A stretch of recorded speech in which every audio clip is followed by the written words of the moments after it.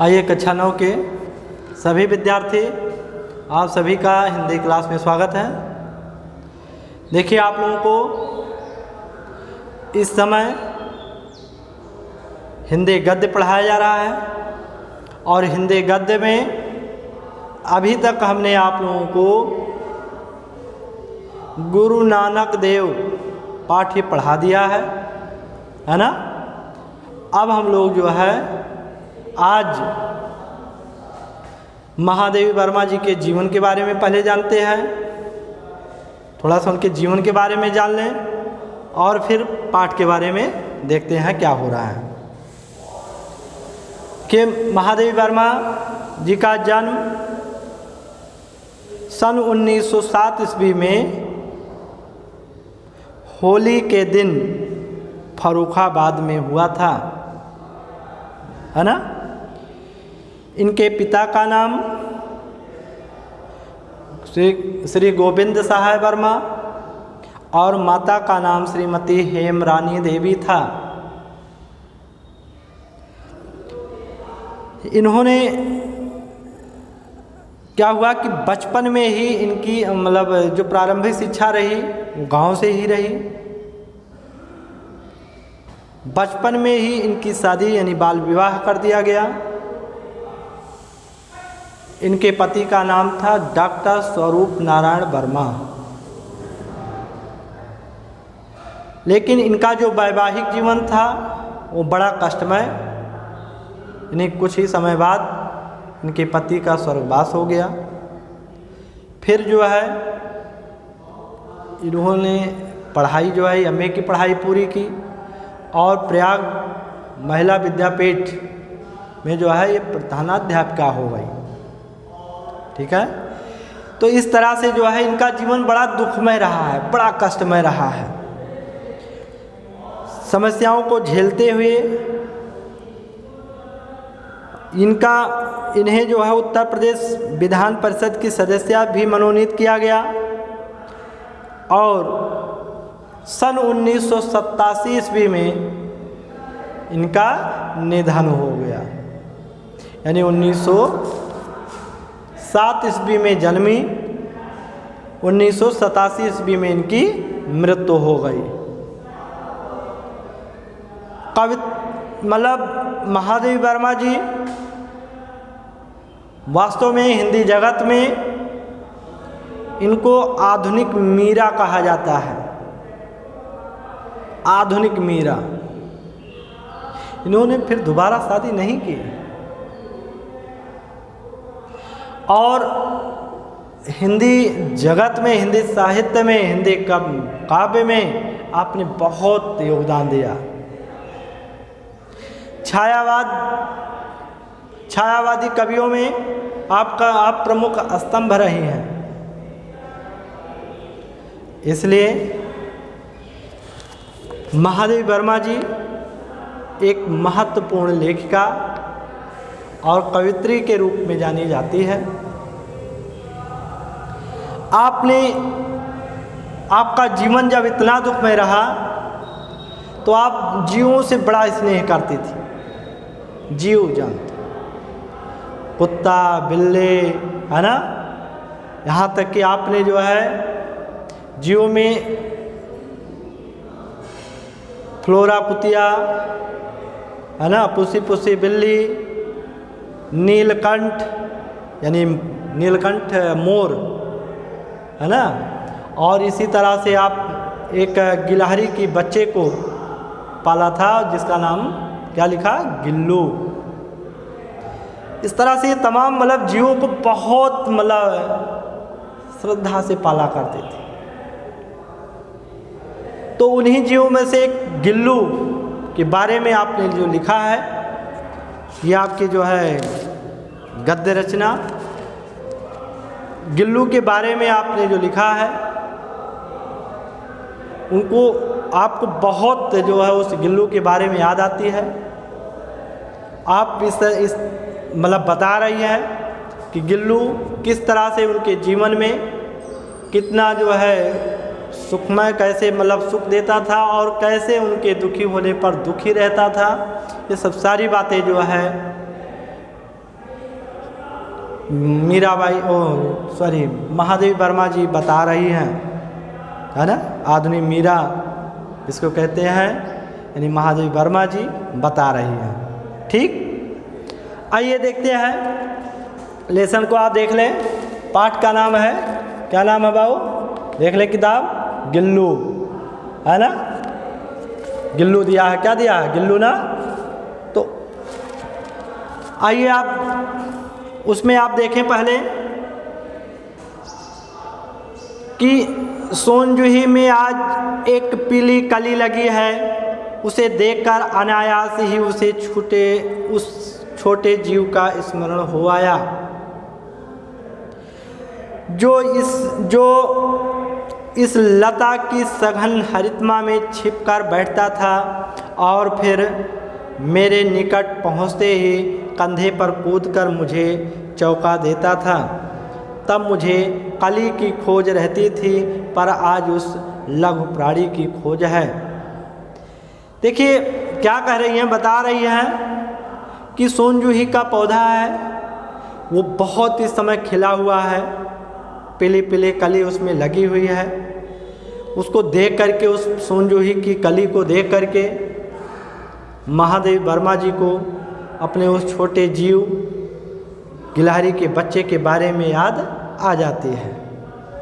वो सोचने लगती है कि इसी सोनजूही के पौधे के में जो है हरितमा में वो छिप करके बैठता था, और जब मैं ऑफिस से आती थी, कहीं से आती थी, तो कूदकर मेरे कंधे पर वो बैठ जाया करता था, चौंका देता था। तब मुझे उस कली की खोज रहती थी, पर आज उस लघु प्राणी के, यानी उस छोटे जीव की खोज है। महादेवी वर्मा जी आगे कहती है कि परंतु वह तो अब तक इस सोनजूही की जड़ में मिट्टी होकर के मिल गया होगा। कौन जाने स्वर्णिम कली के बहाने वही मुझे चौंकाने ऊपर आ गया हो। यानी गिलहरी के बच्चे की जब मौत हो जाती है, तब उसी जो है उसको मिट्टी दे दिया जाता है, और उसी पर जो है सोनजूही का पौधा लगाया गया है। वही सोनजूही का पौधा आज कली, पीली पीली कली उसमें निकल आई है। तो वही उनको याद आ रही है कि कहीं वही गिल्लू जब जीवित रहता था तब भी मुझे चौंकाता था, और आज मिट्टी में मिल गया है, तो शायद मिट्टी में मिल करके भी सोनजूही की पीली कली के माध्यम से मुझे चौंकाने का प्रयास कर रहा है ना। आगे क्या कह रही है? अचानक एक दिन सवेरे कमरे से बरामदे में आकर मैंने देखा 2 कौवे गमले के चारों और चोंचों से छुआ-छुअल जैसा खेल खेल रहे हैं। यह काकभुसुंड भी विचित्र पक्षी है, एक साथ समादरित, अनादरित, अति सम्मानित, अति अवमानित। कवित्री मतलब लेखिका महादेवी वर्मा जी बता रही है कि उस गिल्लू के बारे में बता रही हूँ, गिल्लू मुझे कैसे मिला था, गिलहरी का बच्चा मुझे मिला कैसे था। कह रही हैं अचानक, यानी एक दिन हमने देखा कि सुबह का समय है, मैं बरामदे में आकर देखा तो 2 कौवे जो है एक गमले के चारों ओर चोंचों से, अपने चोंचों से एक छोटे जीव को काट रहे थे, मार रहे थे चोंच। वास्तव में यह काकभुसुंड यानी यह कौवे भी बड़े विचित्र पक्षी होते हैं कि इनको लोग सम्मान देते नहीं हैं, लेकिन एक समय ऐसा भी आता है कि इनको लोग सम्मान भी देते हैं। समय समय की बात है कि पितृपक्ष में कौवे को बुला बुला करके खिलाया जाता है, वो समय सम्मान मिलता है कौवे। जब अट्टालिका पर बैठकर कौवा बोलता है तो किसी को उसकी आवाज़ पसंद नहीं आती है, लेकिन फिर भी लोग कहते हैं कि शायद आज कोई आने वाला है, तो वहाँ पर भी सम्मान पा जाता है। तो वो चीज़ें कह रही हैं। आगे कह रही है हमारे बेचारे पुरखे गरुड़ के रूप में आ सकते हैं, ना मयूर के ना हंस के, उन्हें पितृपक्ष में हमसे कुछ पाने के लिए काक बनकर ही अवतीर्ण होना पड़ता है। कह रही हैं कि हमारे जो पूर्वज हैं वो गरुड़ के रूप में नहीं आ सकते हैं, ना मोर ना हंस के रूप में आ सकते हैं, बल्कि पितृपक्ष में कौवे के रूप में माना जाता है कि वो आते हैं। और लोगों का मानना है कि पितृपक्ष में कौवे को बुला बुला करके खिलाया जाता है कि हमारे पूर्वज आए हुए हैं। इतना ही नहीं, हमारे दूरस्थ प्रियजनों को भी अपने आने का मधुर संदेश इनके कर्कश स्वर में ही दे देना पड़ता है।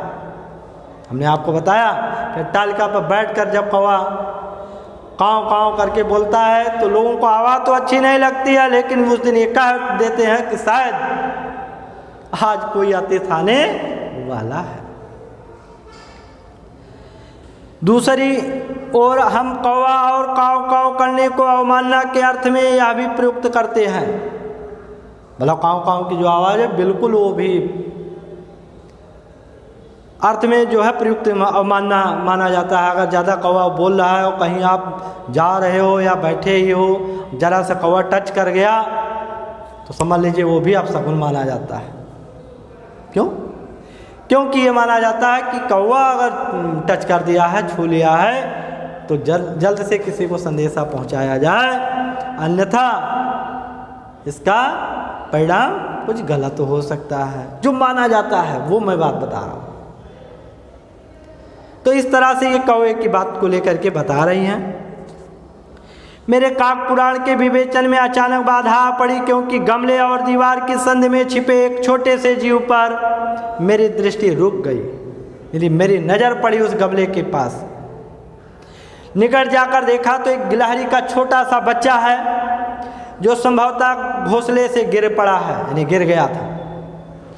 और अब कौवे जिसमें सुलभ आहार खोज रहे हैं, मतलब कौवे उसे अपना आहार बनाना चाहते हैं चोंचों से मार मार करके, है ना। काकद्वय की चोंचों को घाव उस लक्षण के लिए बहुत थे, अतः वह निश्चेष्ट सा गमले में चिपटा पड़ा था। काकद्वय दोनों कौवे, मतलब काकद्वय मतलब दोनों कौवे की चोंचों से घायल हुआ हुआ छोटा जीव बेहोशी अवस्था में गमले के पास चिपटा पड़ा था। सबने कहा कौवे की चोंच का घाव लगने के बाद बच नहीं पाएगा, ये बचेगा नहीं, अतः इसे ऐसे ही रहने दिया जाए।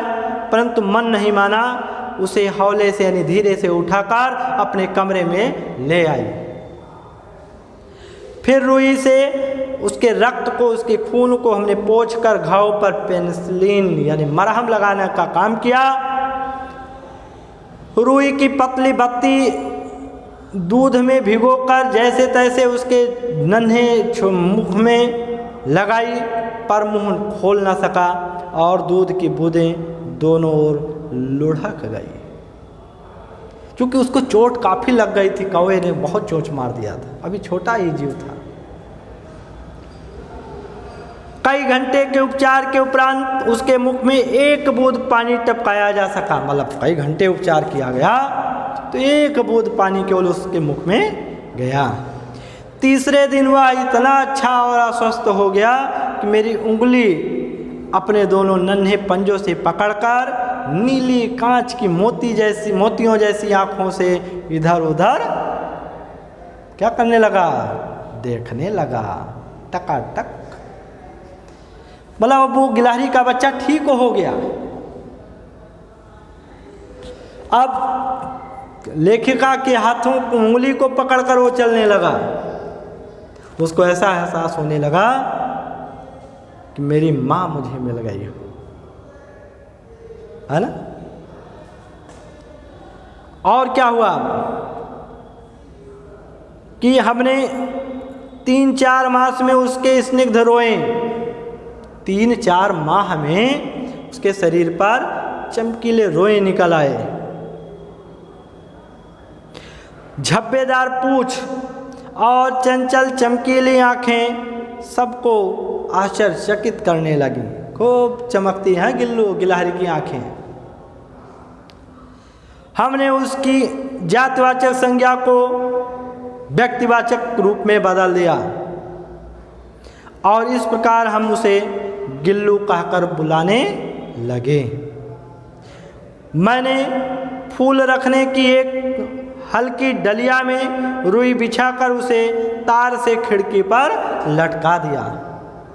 बहुत सुरक्षित स्थान पर पहुंच गया हो, ऊपर उसमें है, जाली में है और खाने को मिल जाता, और क्या चाहिए उसको। मजा कर रहा है गिल्लू का बच्चा, मतलब गिलहरी का बच्चा यानी गिल्लू। लटका दिया। वही 2 वर्ष गिल्लू का घर रहा। वह स्वयं हिला कर अपने घर में झूलता, अपनी कांच की मनकों सी आँखों से कमरे के भीतर और खिड़की से बाहर ना जाने क्या देखता समझता रहता था, परंतु उसकी समझदारी और कार्यकलाप पर सबको आश्चर्य होता था। पता नहीं क्या वो जो है उसी झूले में झूलता स्वयं, और जो चमकीली आँखें उससे बाहर भी जा करके देखा करता था, और जो देखता था वही समझता था। अब वही समझता था, हम लोग नहीं समझ पाते क्या वो देख रहा क्या समझता था। लेखा आगे कह रही है कि जब मैं लिखने बैठती तब अपनी ओर मेरा ध्यान आकर्षित करने की उसे इतनी तीव्र इच्छा होती थी कि उसने एक अच्छा उपाय निकाला था। कौन सा उपाय? कि वह मेरे पैर तक आकर सर से पर्दे पर चढ़ जाता और फिर उसे तेजी से उतरता। उसका यह दौड़ने का क्रम तब तक चलता रहता जब तक मैं उसे पकड़ने के लिए ना उठती। भाई कोई नहीं ऐसे मान रहा, आप अपना काम करने में जुटे हो। बच्चा जब रोता है तभी दूध पाता है, तो वैसे उस गिलहरी का बच्चा भी ये देखता था कि जो हमारे सेवा करने वाली हैं वो मुझे ध्यान नहीं दे रही है, तो वो बहुत बढ़िया है। आपके घर में भी जीव होंगे तो आप देखिएगा, कोई जीव जिसको जितना आप मानोगे वह उतना ही आपको मानेगा। तो उसे भी लगता था कि ये ध्यान नहीं दे रही है, लिखने बैठ गई। हो सकता भाई वर्क रहता है और वो भी आप लेखिका थी, तो लिखने बैठती थी, तो ये इसको जो है चौंकाने के लिए इस तरह से कार्य किया करता था कि इधर से उधर पर्दे पर चढ़ना उतरना, और इस तरह से लेखिका को आश्चर्यचकित करता था।